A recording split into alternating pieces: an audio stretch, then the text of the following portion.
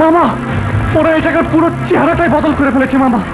কখনো বলছো জেলারের চেহারা বদলে গেছে, আবার কখনো বলছো পুরো জায়গাটা বদলে গেছে। আইনকে তোমরা কি ভেবেছো, খেলার পুতুল? স্যার, আমি তো আগেই বলেছিলাম ওর কথা বিশ্বাস করা মানেই সময় আর গাড়ি তেল অপচয় করা। মিথ্যাবাদী হিসেবে ওর একটা সুনাম আছে স্যার। না স্যার, আমি সত্যি বলছি স্যার। কাল জায়গাটা ছিল একরকম, আজ অন্যরকম। ওরা এক রাতে আড্ডা বদলে ফেলেছে স্যার। বিশ্বাস করুন স্যার। দুর্জয়,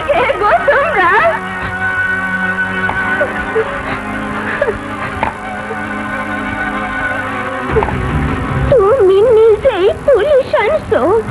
বড় সাহেব আরে গ্রেপ্তার করেন কালকে লোকটা, তার বাইরে হেনে খুন কইরা লাশ নিয়ে পালাইছে।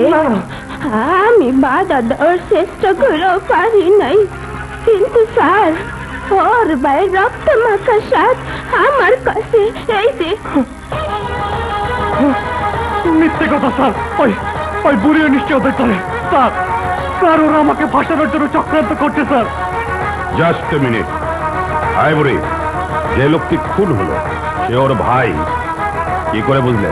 লোকটা মরার আগে বলছিল, বাইরে তুই আমারে কেন খুন করলি, বাইরে তুই আমারে কেন মারলি।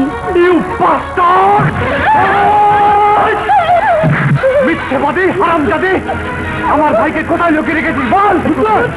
আমার ভাইকে কোথায় লুকিয়ে রেখেছিস? আপনি ভুল করছেন স্যার, আমার ভাই মরেনি স্যার, ওরা আমার ভাইকে আটকে রেখেছি স্যার।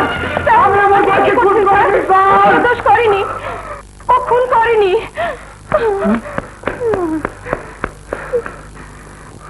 এটা কি করলেন স্যার? ও আমার ভাগ্নে, আমার বোনের ছেলে। ওরা মিথ্যা বলে ঠিকই, কিন্তু একজন আরেকজনকে খুন করতে পারে না স্যার। ওই বুড়ির কথা ছাড়া আমাদের কাছে আর কোনো প্রমাণ তো নেই।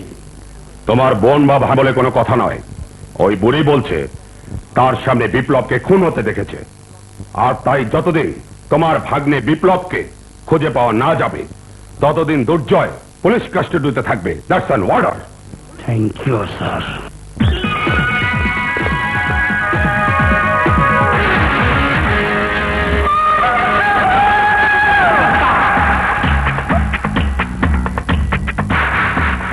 কুতুব, তুইও কি আমার ছেলেদের মতো বানিয়ে বানিয়ে গল্প বলা শুরু করলি? আমি সত্যি বলছি বাবু, রিয়াজি ইরানকে সব আমি ফার্স্টে ওখানে ছিলাম। সমস্ত সাক্ষ্য প্রমাণ দুর্জয়ের বিরুদ্ধে। আমার ছেলেরা মিথ্যা বলতে পারে, বানানো নাটক করতে পারে, তা আমার সাথে, কিন্তু ভাই হয়ে ভাইকে খুন? না না, এসব আমি বিশ্বাস করি না। তোমাকে বিশ্বাস করতে হবে বাবু। বিপ্লবের রক্তমাখা সাথ ঘটনাস্থলে ছিল, তারপর এক বৃদ্ধ বুড়ি প্রত্যক্ষ সাক্ষী দিয়েছে। গত 24 বছরে আমি মা হয়ে ওদের চিনতে পারিনি।